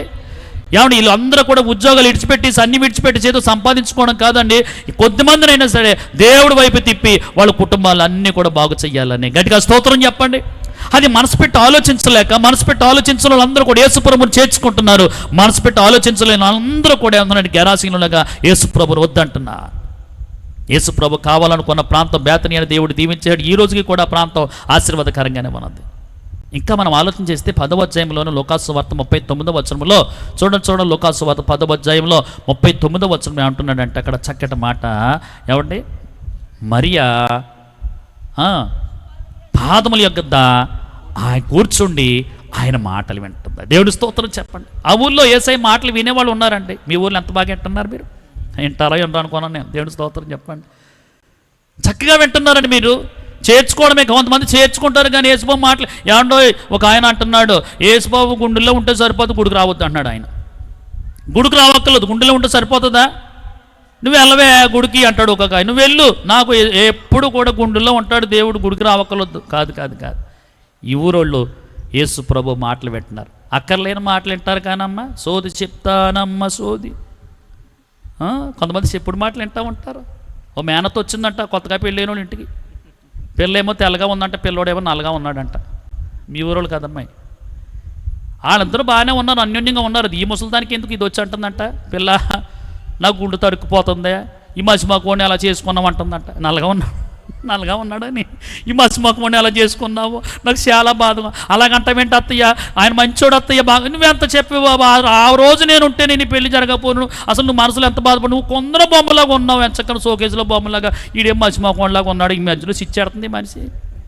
కొంతమంది తినేస్తారు, అవునత్తయ్య నిజమే, అలాగే వింటారనమాట. ఈ పిల్ల మంచిది కాబట్టి ఏమన్నదంటే, పిల్ల థియేటర్ అన్నదంట. టీ పెట్టి పట్టుకొచ్చింది, టీ తాగుతాం అన్నదంట. అమ్మ టీ చాలా బాగుంది అన్నదంట. అత్తయ్య టీలో ఏం వేసాను తెలుసా, పాలును టీ పొడి వేసాను అన్నదంట. టీ పొడి ఎలాగ ఉంటుంది, నల్లగా ఉంటుంది. పాలు ఎలాగ ఉంటాయమ్మా, తెల్లగా ఉంటుంది. తెల్లగా ఉన్న పాలు నల్లగా ఉన్న టీ పొడిని కలిపితే మంచి టీ అయ్యింది, మాట్లాడుకుంటూ వెళ్ళిపోయిందండి. కొంతమంది అలాంటి మాటలన్నీ వింటారు కానీ యేసుబాబు మాటలంటే చాలామంది వినరు. మీ ఊరోళ్ళు మంచివాడు. ఇక్కడ మేము ఎందుకు వచ్చామంటే, మీ పాస్టర్ గారు మేము అందరూ ఎందుకు వచ్చామంటే, ప్రభువా ఈ ఊరోళ్ళు అందరూ దీవించిన ఆయన, ఈ ఊరిలో చాలామంది చదువుకునే బిడ్డలు ఉన్నారు, అందరికీ మంచి మంచి ఉద్యోగాలు వచ్చేయాలి. గట్టిగా స్తోత్రం చెప్పండి. ఈ ఊరోళ్ళు చాలామంది వ్యవసాయం చేస్తున్నారు, వాళ్ళ వ్యవసాయాలు అన్నీ బాగుపడిపోవాలి. గట్టిగా స్తోత్రం చెప్పండి. ఈ ఊరోళ్ళు అందరికీ కూడా దేవుడు దీర్ఘాయుసు ఇవ్వాలండి. ఏ తెగులు ఈ గ్రామానికి రాకుండా దేవుడు కాపుదలు ఉండడానికి ఈ ప్రార్థన దేవుడు ఆలకిస్తున్నాడు. ఈ గ్రామానికి దేవుడు కాపుదలు ఇవ్వబోతున్నాడు. గట్టిగా స్తోత్రం చెప్పండి. కారణం ఒకటే, యేసయ్యను చేర్చుకున్న గ్రామం. బేతనీ వాళ్ళు యేసుప్రభుని చేర్చుకున్నారు. యేసుప్రభు మాటలు వింటున్నట్టుగా వాక్యం సెలవిస్తున్నది. యాకోబు రాసిన పత్రికలో చెప్పాడు, మీరు వినుటకు వేగిరి పడిపోవాలంటే. ఏం వినడానికి? యేసుప్రభు మాటలు వినడానికండి వేగిరి పడిపోవాలండి. దేవుడి మాటలు వినడానికి వేగిరి పడిపోవాలి. యేసయ్య మాటలు వినడానికి వేగిరి పడాలి. హెబ్రీ పత్రిక 4:12 అంటున్నాడు. ఎందుకంటే వాక్యము 2 అంచుల ఖడ్గం అన్నమాట. అది కోస్తుంది, అది తెంపుతూ ఉంటుంది అనమాట. వాక్యం మాట్లాడుతూ ఉన్నప్పుడు, వాక్యం ప్రకటన చేస్తూ ఉన్నప్పుడు, దేవుడి వాక్యం మాట్లాడుతూ ఉన్నప్పుడు మన జీవితంలో ఉన్న తప్పులన్నీ కూడా ఎందుకో బయటకు వస్తూ ఉంటాయి, మనల్ని బాధ పెడుతూ ఉంటుంది. ఒకటిసారి, రెండుసారి, మూడోసారి, నాలుగోసారి బాధ పెట్టి ఒకేసారి మనకి ఏమనిపిస్తూ ఉంటుందంటే, ఆ పాపం చేయకుండా విడిచిపెట్టేస్తాం. అదే 119వ కీర్తన 11వ వచనం అంటున్నాడు, నా హృదయంలో నీ వాక్యము ఉంచుకోవడం వల్ల. గట్టిగా స్తోత్రం చెప్పాడు. నేను పాపం చేయకుండా ఏది ఆపుతుందంటే నా హృదయంలో వాక్యం అన్నమాట. వాక్యము హృదయంలో ఉన్నప్పుడు మనం పాపం చేయలేమండి. గబుక్కును భర్త భార్యను కొడదామనుకుంటాడు. వాక్యం ఏమో తెలుసా, భర్తలారా మీ భార్యలను ప్రేమించండి. ఏదో ఉప్పెక్కు వాడేసిందండి, గమ్మును కొట్టేయాలని పెద్ద కొంతమంది చూడండి, కొట్టేసిన తర్వాత ప్రార్థన చేస్తారు. అలా కాదు. కొట్టకముందు ఏం చేయాలంటే, బైబిల్ ఏం చెప్తుందంటే, నీ సొంత శరీరం వాళ్ళే ప్రేమించమన్నాడు. అంటే కొట్టాలంటే నేను ముందు ఈయన కొట్టుకున్న తర్వాత కొట్టాలని ఎలాగవుతుంది చెప్పండి? అది ఇది కష్టమైపోద్ది. ఎవరంటారు బాబు ఇది ఈ వాదలు వద్దు బాబు, ఎందుకు కొట్టేస్తారు ముందంతే. భార్యలారా ఏమన్నాడు, మీ భర్తకు లోబడి ఉండండి. చాలామంది మీ ఊరోళ్ళు మంచోళ్ళు కానీ కొంతమంది చిన్న తేడా వస్తాడు, అన్నయ్యకి ఫోన్ చేసేస్తుంది ఎంగా మరి పిల్ల, అన్నయ్య చూడు అన్నయ్యడే చాలా కష్టాలు చేస్తున్నాడు చూడు. మా నాన్న చెప్పినప్పుడే వెళ్ళలేదు. నేను మా ఇంటికాడ 10 గంటలు లేచేదాన్ని, ఇక్కడ 6 గంటలు ఎలా కుదరదు కదా. ఎలా అంటాడు ఆయన భర్తకు లోబడి. పిల్లల గురించి చెప్పాడండి. పిల్లలారా మీ అమ్మా నాన్నకు లోబడండి. బైబిల్ ఈ చెప్తున్నారు, బైబిల్ ఈ మాటలే కదా. పిల్లలారా మీ తల్లిదండ్రులకు లోబడండి. 9 నెలలు కడుపులో పెట్టేలాగా కానీ మోసి కంటే వాళ్ళ అమ్మని పీకట్టు నొక్కేస్తున్నాడు. ఒకడు పబ్జీ గేమ్కి డబ్బులు ఇవ్వలేదు అన్నాడు. ఎంత దుర్మార్గం అండి. ఓ పిల్ల అంటుంది మర్చిపోకుందా అని అంటుందండి అమ్మని. ఎంత దారుణం. నేను అంటున్నాను అసలు ఈ పిల్లల గురించి ఈ బైబిల్. తల్లిదండ్రులారా మీ పిల్లలకు కోపం రాబోద్దు. అసలు పిల్లలు ఎలాగుంటున్నారో తల్లిదండ్రులు తెలియదండి. ఓ పాస్టర్ గారు నేను ఒక ఇంటికి వెళ్తే వాళ్ళ పిల్లోడు వచ్చాడు. ఏం చదువుతాడండి పిల్లోడు అన్నాను. పిల్లోడండి 6, 8 చదువుతున్నాడు అంటున్నాడు. అయ్య ఆ పిల్లోడు ఏం చదువుతున్నాడు వీళ్ళ బాబు తెలియలేదు. యారా ఏం చదువుతున్నారు అని అడుగుతున్నాను. నేను 7 నాన్న అంటున్నాడు. అమ్మ బాబోయ్ ఆడు 7వ తరగతి చదువుతున్నాడు కానీ వాళ్ళ బాబు తెలియలేదు. ఇలాంటి వాళ్ళు ఉన్నారని బాబా. బైబిల్ ఏం చెప్తుందంటే మీరు మంచి తల్లిదండ్రులుగా ఉండండి, మంచి పిల్లలుగా ఉండండి, మంచి భార్యలుగా ఉండండి, మంచి భర్తలుగా ఉండండి అంటే ఇది మతం అంటున్నారు అందరూ. ఇది మతం అంటున్నారు. గయ్యాలు భార్యలు బోలు మంది మారిపోయారండి. మా ఊళ్ళో ఒక మనిషి ఏకంగా వాళ్ళ ఆయన కొట్టేసింది. మామూలు కాదు. పిల్లోడు తిడుతుందో తెలియదు, ఆయన తిడుతుందో తెలియదు, అలా తిట్టిది. ఎప్పుడైతే యేసుబాబుని నమ్ముకుందో, ఎప్పుడైతే బాప్తిసం తీసుకుందో, ఎప్పుడైతే వాక్యం వింటుందో, ఎప్పుడు యారగేరా అన్నది యావండి అంటుందంట. ఆయన కూడా యేసయ్య మందిరానికి వస్తున్నాడు. నా మందిరం కాకపోతే వేరే మందిరానికి వెళ్తున్నాడు. గట్టిగా స్తోత్రం చెప్పండి. ఇలాంటి కార్యాలన్నీ జరుగుతున్నప్పుడు దేవుడి వాక్యాన్ని బట్టి చాలామంది ఏమంటారంటే మాకు ఈ మాటలు వద్దు, ఈ పాటలు వద్దు, ఇదంతా వద్దు. అసలు దేనికోసం అంటే ఈరోజు కుటుంబాలు బాగుపడడం కోసం ఈ పాటలు ఈ మాటలు అన్ని. గట్టిగా స్తోత్రం చెప్పండి. బేతనియాలో దేవుడిని దీవించడానికి కారణం ఏంటంటే బేతనియాలో యేసు ప్రభుని చేర్చుకునేవారు ఉన్నారు. ఆ ప్రాంతం వాళ్ళందరూ, మన ఇంటి వాళ్ళందరూ కూడా ఎవరిని చేర్చుకోవాలి? యేసు ప్రభుని చేర్చేసుకోవాలి. ఎవరి మాటలు వినాలమ్మా? యేసు ప్రభు మాటలు వినాలండి. అసలు ఆ ఇంట్లోనండి మరియమ్మ గారు, మార్తమ్మ గారు, లాజరు అని కదా, లాజరు గారు చనిపోయాడు. లాజరు చనిపోతే ఆ ఇంటికి యేసయ్య వచ్చాడు. 4 రోజుల తర్వాత వచ్చాడు, సమాధి చేయబడ్డాడు. లాజరును సమాధి చేసేసారు. అందరూ ఏడ్చేస్తున్నారు. యేసు ప్రభువుని నమ్ముకుంటేనండి వాళ్ళ జీవితంలో ఎన్నో అద్భుతాలు జరుగుతాయి. వెంటనే ఆ అక్క చెల్లెలిద్దరిని సమాధి దగ్గరికి రమ్మన్నాడు. వాళ్ళు ఏమనుకున్నారంటే ఇంకా సమాధిలో ఏముందిలే, ఇప్పుడు వచ్చే వేసాయి అనుకుంటున్నారు. ఏమీ కంగారు పడక, మార్తా నువ్వు నమ్మితే దేవుడి మహిమను నువ్వు చూడగలుగుతావు. చూడు లాజరు బయటకు రానాడు. అంతే నిద్రవుతున్న వాళ్ళగా లాజరు అలా బయటకు వస్తారని అంత సంతోషమండి. గట్టిగా చప్పట్లు కొట్టండి ఒకసారి. హల్లెలూయా. ఇలాంటి కార్యాలు చాలా చోట్ల జరిగినాయండి. ఇలాంటి అద్భుతాలు ఎన్నో కార్యాలు దేవుడు చేస్తూ ఉన్నాడండి. ఆ ఇంట్లోనండి యేసుప్రభు అంటే ఎంత నమ్మకం అంటే యేసుప్రభు వారు ఆ కార్యం చేసిన తర్వాత వెళ్ళిపోయారు. మళ్ళీ సంవత్సరం అయిపోయిన తర్వాత వచ్చారు. యోహాను సువార్త 12వ అధ్యాయం తీయండి ఒకసారి. యోహాను సువార్త 12వ అధ్యాయంలో మీరు చూడగలిగితే మొదటి వచనం చూడండి. యోహాను సువార్త 12వ అధ్యాయము మొదటి వచనంలో, కాబట్టి యేసు తాను మృతుల్లో నుండి లేపిన లాజరు ఉన్న బేతనియకు పస్కా పండుగకు 6 దినముల ముందుగా వచ్చెను. అక్కడ వారు ఆయనకు విందు చేసిరి. చూసారండి. అంటే సంవత్సరం అయిపోయినా ఎవరు మర్చిపోలేదు? యేసయ్యను మర్చిపోలేదు. నీవు చేసిన ఉపకారములకు నేనేమి చెల్లింతునో, నీవు చేసిన ఉపకారములకు నేనేమి చెల్లింతునో. ఏడాది కోడెలనా వేలాది పొట్టేలనా, ఏడాది కోడెలనా వేలాది పొట్టేలనా, నీవు చేసిన నేనేమి చెల్లింతునో. వేలాది నదులంత విస్తార తైలము ఇచ్చిన చాలునా, వేలాది నదులంత విస్తార తైలము నీకిచ్చిన చాలునా. గర్భఫలమైన నా జ్యేష్ఠ పుత్రుని నీకిచ్చిన చాలునా, గర్భఫలమైన నా జ్యేష్ఠ పుత్రుని నీకిచ్చిన చాలునా. నీవు చేసిన ఉపకారములకు నేనేమి చెల్లింతునో, నీవు చేసిన ఉపకారములకు నేనేమి దేవుడికి స్తోత్రం. ఏ ప్రాంతం అంటే ఇష్టమని చెప్తున్నాను యేసయ్యకి? బేతనీయ. చెప్పండి, ఏ ప్రాంతం అమ్మా? బేతనీయ ప్రాంతం అంటే ఇష్టమైంది. ఎందుకంటే ఆ ప్రాంతం వాళ్ళు యేసు ప్రభువుని చేర్చుకున్నారు. హల్లెలూయా. ఆ ప్రాంతం వాళ్ళు యేసు ప్రభు మాటలు విన్నారంతే. యేసు ప్రభు మాటలు గుండెల్లో నింపుకున్నారు. ఆ కారణాన్ని బట్టి ఆ ప్రాంతాన్ని ఇష్టపడుతున్నాడు. మూడవదిగా ఆలోచన చేస్తే, ఆ ప్రాంతంలో ఉన్న కుటుంబంలో లాజరు చనిపోతే యేసు ప్రభు వారు బాగు చేసిన తర్వాత సంవత్సరం అయిపోయిన తర్వాత యేసయ్య ఇంటికి వస్తే మళ్ళా యేసు ప్రభుని తీసుకొచ్చి వాళ్ళు విందు చేస్తున్నారంటే కృతజ్ఞత కలిగిన వారు ఊళ్ళో ఉన్నారంట. దేవుని స్తోత్రం చెప్పండి. కొంతమంది కృతజ్ఞత తెలియచేయరు. దేవుడు మేలు చేస్తే, దేవుడు కార్యాలు చేస్తే గమనిస్తూ ఉండాలి. మర్చిపోతూ ఉంటాం. ఈరోజు మనం ఆలోచన చేస్తుండాలి. దేవుడు చేసినటువంటి కార్యాలకి మనం ఖచ్చితంగా కృతజ్ఞతాస్తుతులు మనం తెలియజేస్తుండాలి. 92వ కీర్తన 1వ వచనం అంటున్నాడు, యెహోవాను స్తుతించుట మంచిది అని చెప్పాడు. హల్లెలూయా.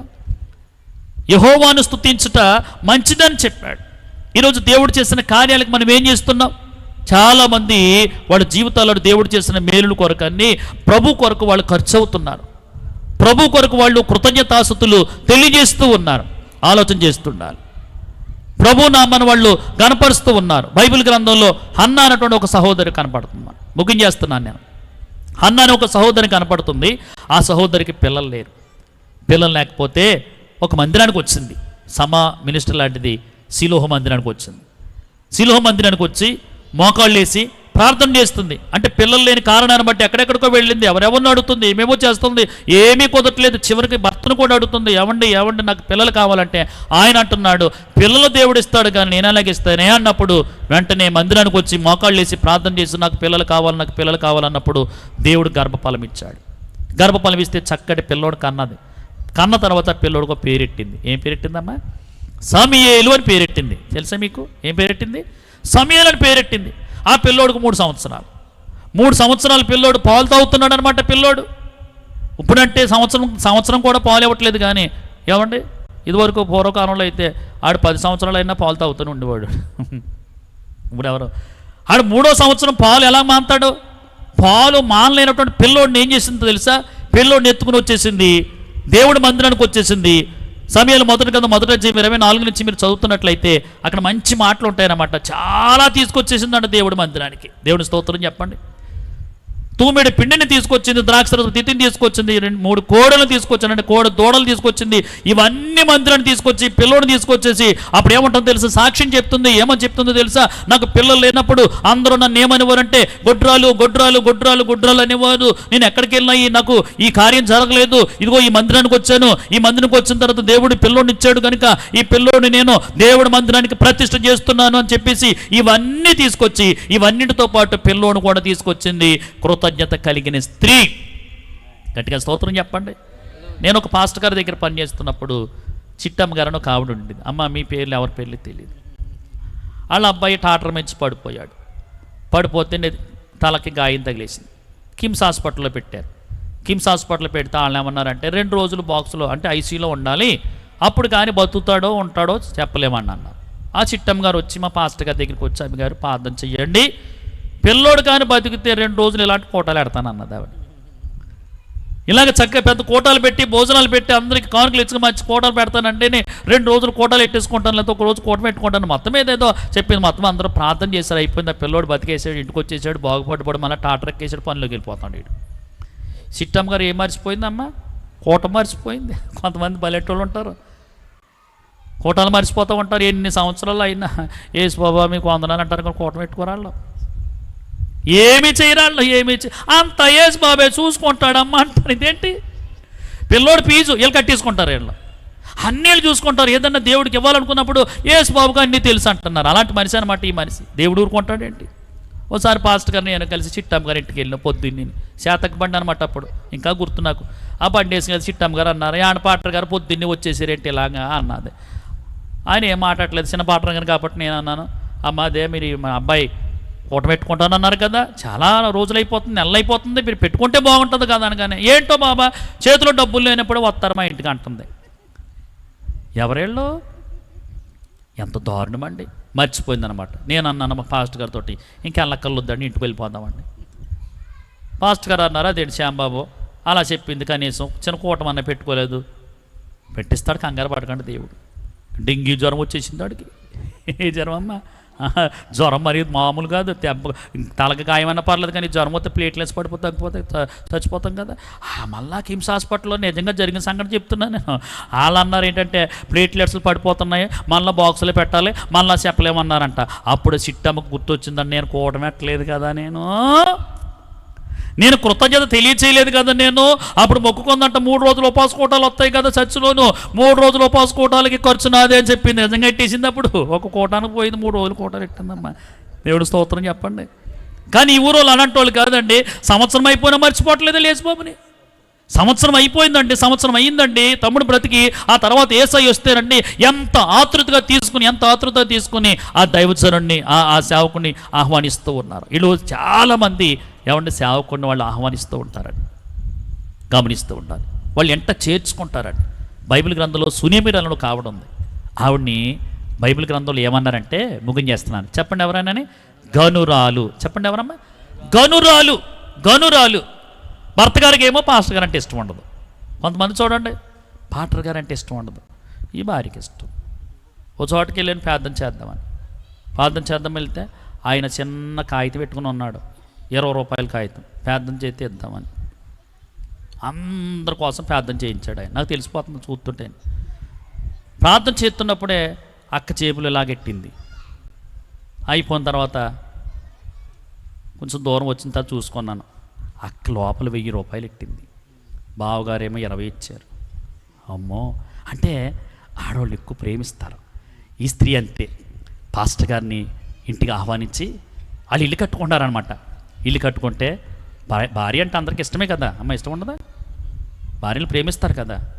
ఇల్లు కడుతున్నప్పుడు ఏమే బెడ్రూమ్ ఎలా కట్టమంటావు, బాత్రూము అటాచ్ బాత్రూమ్ ఇక్కడ కట్టమంటావా, ఏ పెయింట్ వేయమంటావు? నేను కూడా అడిగాను, మా ఇల్లు కట్టినప్పుడు పాస్టర్ని అడిగాను, ఈ పెయింటింగ్ వేయమంటావా అని. ఆ మనిషిని ఆవిడ ఏం చెప్తే అదే వేసాను అనమాట. అలాగే ఇష్టం అనమాట. కనుక మొత్తం మీద అలాగ అడుగుతుంటేనే నాకు అసలు ఏది వద్దు అన్నావు, అసలు ఏంటే నువ్వు? నాకు ఏది వద్దు కదండి. మన ఇంటికి వస్తున్నాడు కదా పాస్టర్ గారు, ఆ పాస్టర్ గారు భక్తి గలవాడండి. దేవుడి స్తోత్రం చెప్పండి. భర్తకి ఇష్టం కాదు పాస్టర్ గారు అంటేని. ఈవిడ చెప్తున్న మాట ఏంటో తెలుసా? నాకు ఏమి వద్దు కానండి, మన ఇంటికి వస్తూ ప్రార్థన చేస్తున్నారు కదా మన పాస్టర్ గారు చాలా భక్తి గల పాస్టర్ గారు అని మనతే ఏం చేయమంటావే? మనం ఇల్లు కట్టుకుంటున్నాం కదా, పైన గది కడదామండి. పైన గది కడదాం, గట్టిగా స్తోత్రం చెప్పండి. మన గదిలో ఏంటంటే కానీ అక్కడ ప్రార్థన ఆడతాడు పాస్టర్ గారు. అక్కడ ప్రార్థన ఆడతాడు. అయ్యగారు వచ్చినప్పుడల్లా అక్కడ ప్రార్థన పెడతారు. నాకు ఏం అక్కర్లొద్దండి, నాకు బంగారం అక్కర్లొద్దు, నాకు ఏం అక్కర్లొద్దండి, అటాచ్ మాత్రం ఏం అక్కర్లొద్దండి, పైన మాత్రం గది కట్టండి. భార్య మాట అన్నాడు, గది కట్టాడు. బల్లా దీపస్తం అక్కడ వేశారు. ఆ ఇంట్లో లోటు తీరిపోయిందండి. గట్టిగా స్తోత్రం చెప్పండి. ఈరోజు ఆలోచన చేస్తున్నాను, ఆ బేతనియా ప్రాంతంలోనండి యేసు ప్రభుని చేర్చుకున్నారండి, యేసయ్య మాటలు వింటున్నారండి, కృతజ్ఞత కలిగి ఉన్నట్టుగా వాక్యం సెలవిస్తుంది. అదే యోహాను సువార్త 12:2 త్వరగా మాటలు చూసేయండి. 12వ ఏం తెలుసా? మార్త ఉపచారం చేస్తుందంట. ఉపచారం ఏంటో తెలుసా? పరిచర్య. చాలామంది ప్రభు మాటలు వింటారు, చాలామంది ప్రభు నమ్ముకుంటారు, కానీ ప్రభు పరిచర్య చేయరు. ఈరోజు ఇంత కార్యక్రమం జరగాలంటే పాస్టర్ గారు ఒకళ్ళే చేసేస్తారు ఏంటి? ఇది ఏమండి? పాస్టర్ గారు ఒకళ్ళే చేయగలరా? ఇక్కడున్న చాలామంది నాకు పేర్లు తెలియదు, కానీ వాళ్ళందరికీ వందనాలు చెప్తాను. గట్టిగా చప్పట్లు కొట్టండి. మీరందరూ చేయగలుపుకొని కదా. మీటింగే కాదు, ఈటింగ్ కూడా ఏర్పాటు చేసేసారు అక్కడ. గట్టిగా స్తోత్రం చెప్పండి. ఈరోజు ఇది ఒక పండగలా జరుగుతుంది. ఇక్కడ మీటింగ్ జరుగుతుంది, తర్వాత అక్కడ భోజనాలు జరుగుతున్నాయి. ఇదంతా కూడా మీరందరూ కలిసి పరిచర్య చేసేవాళ్ళు ఉన్నారు, బరకాలు వేసేవాళ్ళు ఉన్నారు, ఇక్కడ ఇదంతా శుభ్రం చేసేవాళ్ళు ఉన్నారు, గమనిస్తున్నారు. దేవుడు పని కొరకు ఇచ్చేవాళ్ళు ఉన్నారు. ఆ ఊరోళ్ళంట దేవుడు పరిచర్య చేస్తున్నారు. సమూయేలు 1 గ్రంథం 3వ అధ్యాయం 1వ వచనం ఉంటుంది. సమూయేలు ఏలి ఎదుట యెహోవా కంట పరిచర్య చేశాడు. పరిచర్య చేసేవాళ్ళు ఉన్నారు చాలామంది. మగవాళ్ళు పరిచర్య చేయకపోతే ఈ కార్యాలు జరగవు. చాలామంది, కొంతమంది ఆ కుటుంబస్తుల్లో మగవాళ్ళు లేచి ఈ పరిచర్యకు సహకరిస్తున్నారు. నేను అంటున్నాను, ఇక్కడ ఒక పెద్ద మందిరం అవ్వాలి. గట్టిగా స్తోత్రం చెప్పండి. ఏమండి? ఇక్కడ పెద్ద మందిరం అయిపోవాలి. ఇక్కడ అనేక మంది ఇక్కడ ప్రభువుని ఆరాధించాలి. ఆ ఆరాధించడానికి మీరే కారణమైపోవాలి. గట్టిగా స్తోత్రం చెప్పండి. ఎందుకో తెలుసా? ఏదో ఒక సమయంలో మరణిస్తాం మనం. ఏదో ఒక సమయంలో మరణిస్తాం. మరణించినప్పుడంట మన కూడా వచ్చే ఏంటో తెలుసా? మన క్రియలే మన కూడా వస్తాయి. తెలుసా? మన క్రియలే మన కూడా వస్తాయండి. మనం ఏం చేస్తున్నామో దేవుడు పని కొరకు, పరిచర్య కొరకు మీరు సహకరిస్తేనండి ఈ దీవెనలు మరణించిన తర్వాత కూడా దీవెనలు వస్తాయని బైబిల్ గ్రంథం సెలవిస్తున్నది. ఆలోచన చేస్తుండాలి. పరిచర్య చేసేవాళ్ళు ఆ ఊర్లో ఉన్నట్టుగా వాక్యం సెలవిస్తుంది. అక్కడ చూడండి 12వ అధ్యాయం 2వ వచనంలో ఏమంటున్నాడంటే, లాజరు ఆయనతో కూడా భోజనమునకు కూర్చున్న వారిలో ఒకడు, అంటే సహవాసము చేస్తూ ఉన్నాడు. ఆఖరిగా అది ఏం చేస్తున్నాడు? సహవాసం చేస్తున్నాడు. హల్లెలూయా. మనం అందరూ కూడా గమనిస్తున్నారు. బేతనియ ప్రాంతాన్ని దేవుడు దీవించాడు. బేతనియ ప్రాంతాన్ని దేవుడు దీవించడానికి కారణం ఏంటంటే, ఒకటి ఆ ఊర్లో చేర్చుకునేవారు ఉన్నారు, ఆలోచన చేస్తున్నారు. అంతేకాకుండా యేసయ్య మాటలు వినేవారు ఉన్నారు, కృతజ్ఞత కలిగిన వారు ఉన్నారు, పరిచర్య చేసేవారు ఉన్నారు, సహవాసం చేసేవారు కూడా ఉన్నారు. గట్టిగా స్తోత్రం చెప్పండి. ఈరోజు మనం ఎవరితో సహవాసం చేయాలి? ఎవరితో సహవాసం? యేసయ్యతో సహవాసం చేస్తే దేవుడు మన జీవితాల్లో అద్భుతమైనటువంటి కార్యాలు చేస్తాడని మీ అందరికీ మనవి చేస్తున్నాడు. యోబు గ్రంథంలో చెప్తున్నాడు, ఆయనతో సహవాసం చేసిన యెడల నీకు మేలు కలుగును, అలాగున నీకు సమాధానము కూడా కలుగును అన్నాడు. మనము సహవాసం చేయాలి. ఎందుకు సహవాసం చేయాలంటే, మానవ జీవితంలో ఎప్పుడొకప్పుడు మరణిస్తామండి. మరణించిన తర్వాత ఈ మరణించిన వారు ఏమండి పరలోకానికి వెళ్ళాలి. గట్టిగా స్తోత్రం చెప్పండి. ఈ మరణించిన వారు ఎక్కడికి వెళ్ళాలి? పరలోకానికి వెళ్ళాలి. పరలోకానికి వెళ్ళాలంటే ఈ ఆత్మను మనం రక్షించుకోవాలి. ఈ ఆత్మను రక్షించుకోవాలి. మానవ జీవితంలో శరీరం ఉన్నది, ప్రాణం ఉన్నది, ఆత్మ ఉన్నది. శరీరం ఉన్నది, ప్రాణం ఉన్నది, ఆత్మ ఉన్నది. గమనిస్తుండాలి. ఈ ప్రాణము ఉన్నంత వరకు గమనిస్తుండాలి. ఈ ఆత్మ, ఈ శరీరం ఉంటుంది. ఈ ప్రాణం పోయిన తర్వాత శరీరం వేరైపోతుంది, ఆత్మ వేరైపోతుంది. బైబిల్ ఏం చెప్తుందంటే, మన్నైనది ఏమవుతుంది? మన్నైపోతుంది. మన్నైపోతుంది. మరి దేవుడిచ్చిన ఆత్మ దేవుడి దగ్గరికి వెళ్ళాలి. మనం అందరూ భూమి మీద ఉన్నాం. భూమి పైన ఏమో పరలోకం ఉంది, భూమి కిందేమో పాతాళం ఉంది. మీరు అందరికీ ఒక ప్రశ్న, మేము పాతాళం వెళ్ళాలనుకుంటున్నాం అన్నవాళ్ళు గట్టిగా స్తోత్రం చెప్పండి. ఎవరికైనా ఇష్టమా? అమెరికా వెళ్దాం అనుకుంటాం కానీ పాతాళం ఎవరు వెళ్తారండి? పరలోకం వెళ్ళాలి ఉందన్న వాళ్ళు గట్టిగా స్తోత్రం చెప్పండి. అందరికీ పరలోకం వెళ్ళడం ఉంది. ఈ పరలోకం వెళ్ళడానికే ఈ మార్గం అన్నమాట. అందుకే నేనే మార్గం. పరలోకానికి మార్గం ఎవరు? యేసయ్య మార్గం. నేనే మార్గం అని చెప్పానన్నమాట. ఇప్పుడు పరలోకం వెళ్ళాలంటే ఈ ప్రాణం ఉండగానే ఈ ఆత్మకు రక్షించుకోవాలి. ఆత్మ రక్షణకి ఎలా కలుగుతుందంటే రక్త ప్రోక్షణ ద్వారా జరుగుతుంది. రక్త ప్రోక్షణ జరగాలి. ఏ రక్తం అంటే యోహాను రాసిన మొదటి పత్రిక 1వ అధ్యాయం 7వ వచనం, యేసు రక్తము ప్రతి పాపం నుంచి మనల్ని పవిత్రులుగా చేయును. యేసు రక్తము ప్రతి పాపం నుంచి మనల్ని ఎలా చేస్తుంది? పవిత్రులుగా చేస్తుంది. ఆ రక్తంలో మనం కడగబడితే ఈ ఆత్మకు రక్షణ కలుగుతుంది. బైబిల్ గ్రంథంలో లాజరు, ధనవంతుడు ఇద్దరూ ఉన్నారు. ఇద్దరూ జీవించారు, ఇద్దరూ మరణించారు. ఒక ఆయనేమో దేవుడి దగ్గర ఉన్నాడు, ఒక ఆయనేమో అగ్ని ఆరదు పురుగు చావదులో ఉన్నారు. అప్పుడు వాళ్ళకి అర్థమైంది, ఈరోజు మనం కూడా ఆలోచన చేస్తే మానవ జీవితంలో ఈ ఆత్మలు దేవుడి దగ్గరికి వెళ్ళాలంటే యేసు రక్తంలో కడగబడాలని మీ అందరికీ తెలియజేస్తూ, ప్రకటన గ్రంథం 22:7లో ఇదిగో నేను త్వరగా వచ్చుచున్నాను. ఆయన వచ్చినప్పటికీ మనం అందరం సిద్ధమైపోవాలి. బేతనియాన్ని దీవించిన దేవుడు ఈ ప్రాంతాన్ని దీవించాలి. ఈ ప్రాంతంలో ఉన్న పెద్దలని, గ్రామస్తులను అందరినీ కూడా దేవుడు దీవించి ఆశీర్వదించును గాక. ఆమేన్. దయచేసి అందరూ కూడా లేచి నిలబడండి. చిన్న ప్రార్థన చేసుకుని ఈ కార్యక్రమాన్ని మనం ముగించుకోబోతున్నాం.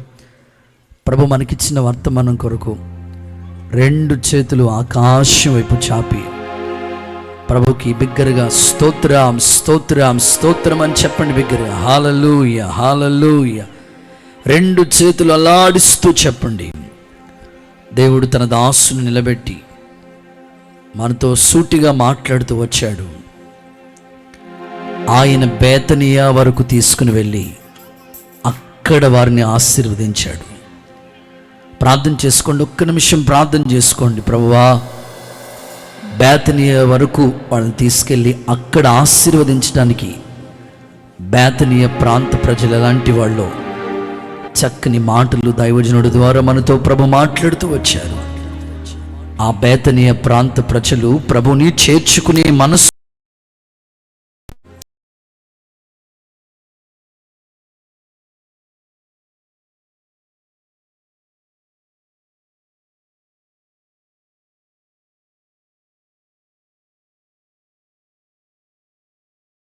వారు అక్కడ ఉన్నారు.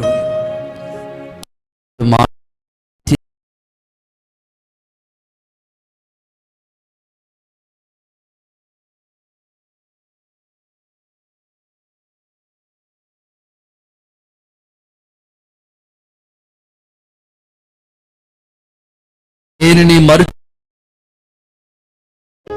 అక్కడ పరిచర్య చేసిన వాళ్ళు ఉన్నారు, అలాగునే సహవాసం కలిగిన వారు కూడా ఉన్నారు బేతనియాలో. ఈ అనుభవం మాకు కూడా దయచేయండి, మమ్మల్ని కూడా మీరు ఆశించండి ప్రభు అని 2 చేతులెత్తి స్తోత్రం స్తోత్రం స్తోత్రాలు చెల్లిద్దాం.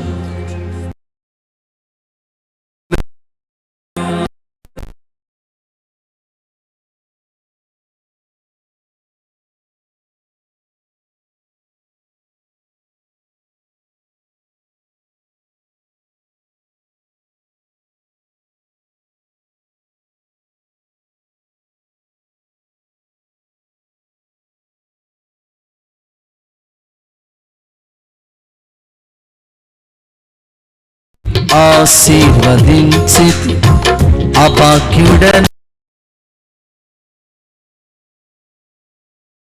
నీలో బహుగా ఫలించు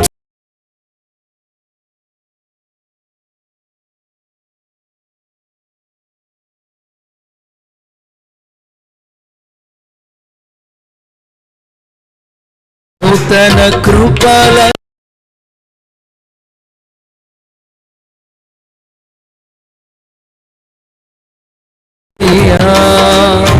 నీతో నాను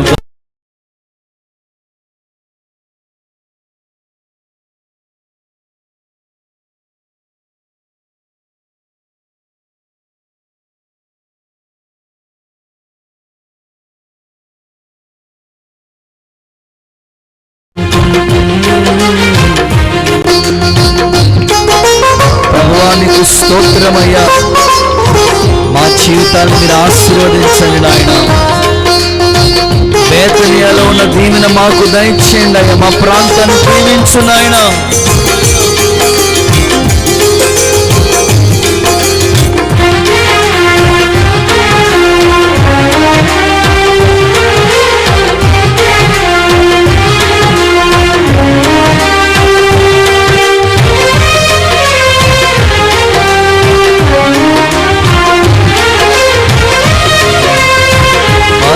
పరిశుద్ధుడవై మహిమ ప్రభావములకు నీవే పాత్రుడవు, బలవంతుడవై దీనుల పక్షమై కృప చూపువాడవు, దయాళుడవై ధారాళముగా నన్ను దీవించిన శ్రీమంతుడా. ఆరాధన నీకే యేసయ్యా, స్తుతి ఆరాధన నీకే యేసయ్యా. సేవించద నిన్నే నా పూర్ణ హృదయంతో, సేవించద నిన్నే పూర్ణ హృదయంతో. పరిశుద్ధుడవై మహిమ ప్రభావములకు నీవే పాత్రుడవు, బలవంతుడవై దీనుల పక్షమై కృప చూపువాడవు.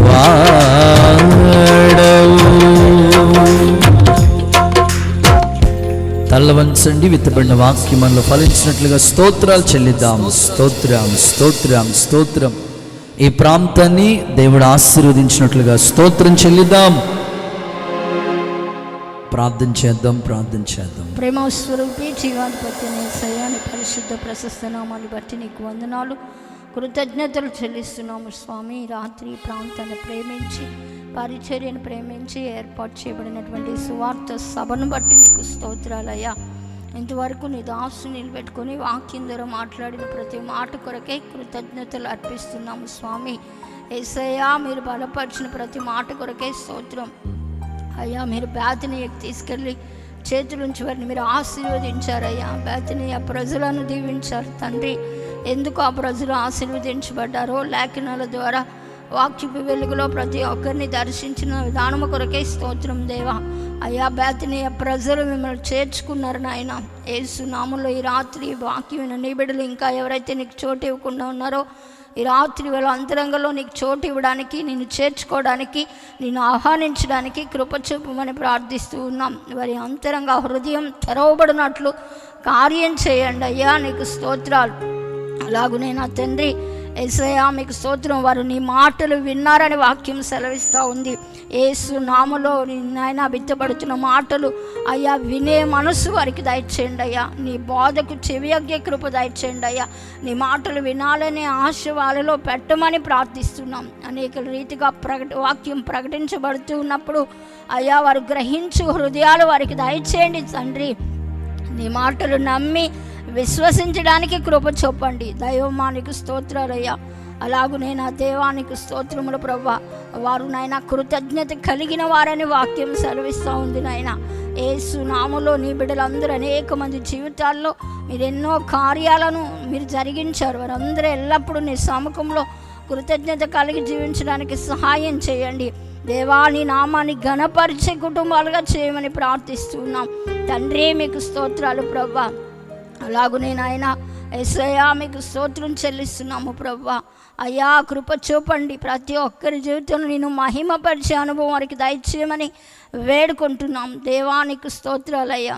అలాగునే వారు అయ్యా నీ సముఖంలో నాయన సహవాసం కలిగి ఉన్నారని వాక్యం సెలవిస్తూ ఉంది. ఎల్లప్పుడూ నీ సముఖంలో నీతో సహవాసం కలిగి అంటుకట్టుబడే అనుభవం దయచేయమని ప్రార్థిస్తూ ఉన్నాం. యేసయ్యా మీకు స్తోత్రాలు ప్రభువా. అలాగునే నాయన ఎల్లప్పుడూ నీ సముఖంలో నిన్ను అంగీకరించి నిన్ను గూర్చి సాక్ష్యం ఇచ్చి బిడ్డలుగా బలపరచండి. బేతనియా గ్రామానికి కలిగిన గొప్ప ఆశీర్వాదం ఈ ప్రాంత ప్రజలకు మీరు దయచేయమని వేడుకుంటున్నాం దేవా. విత్తబడిన వాక్కులు అందరి హృదయాలలో ఫలభరితంగా మార్చండి. వాక్యాన్ని హత్తుకొని ఆ విధంగా నీ బిడ్డలు వెంబడించడానికి సహాయం చేయండి దేవా. యేసయ్యా మీకు స్తోత్రం. ఈ ప్రాంత ప్రజలను సియోనులోంచి బలపరచు. యవ్వన బిడ్డల చదువుల్లో విశేషమైన జ్ఞానం అనుగ్రహించండి అయ్యా. వాళ్ళకి మంచి భవిష్యత్తు కట్టబడినట్లు సహాయం చేయండి. ఈ ప్రాంతంలో ఇంకా మారు మనసు లేని వారికి మారు మనసు, రక్షణ లేని వారిని యేసు నామములో రక్షణలోనికి మీరు నడిపించమని ప్రార్థిస్తూ ఉన్నాం. వారు చేసుకుంటున్న వ్యవసాయాలను, చేతి పనులను, వ్యాపారాలను, వ్యవసాయాలను యేసు నామములో ఆశీర్వదించండి నాయన. వారి ఉద్యోగాలలో దీవెన దయచేయండి అయ్యా. ప్రయాణాలలో క్షేమం దయచేయండి అయ్యా. ఈ ప్రాంతానికి సొంతమగునట్లు సహాయం చేయండి అయ్యా. నీ రాజ్యానికి వారసులయ్యే కృపను దయచేయండి అయ్యా. నజరేయుడైన క్రీస్తు నామములో ఈ ప్రాంతాన్ని నీ వాక్కు ద్వారా దర్శించు నాయన. బలమైన కార్యం జరిగినట్లు సహాయం చేయి. ఎంతో వ్యయ ప్రయాసలు పడిన బిడ్డల కుటుంబాలను సియోన్లోంచి దీవించి రావాల్సిన కృప మెండుగా అనుగ్రహిస్తారని, ఇంకను నాయన ఈ ప్రాంత ప్రజలను ప్రత్యేక రీతిగా మీరు దర్శించమని యేసయ్య నామములో ప్రార్థించి వేడుకుంటున్నాం తండ్రి. ఆమేన్. ఆమేన్. మన ప్రభువైన యేసుక్రీస్తు కృప, తండ్రి అయిన దేవుని ప్రేమ, పరిశుద్ధాత్ముని అన్యోన్య సహవాసం సదాకాలం మనకి తోడై కాపాడి నడిపించునుగాక. ఆమేన్. ఆమేన్. హల్లెలూయా.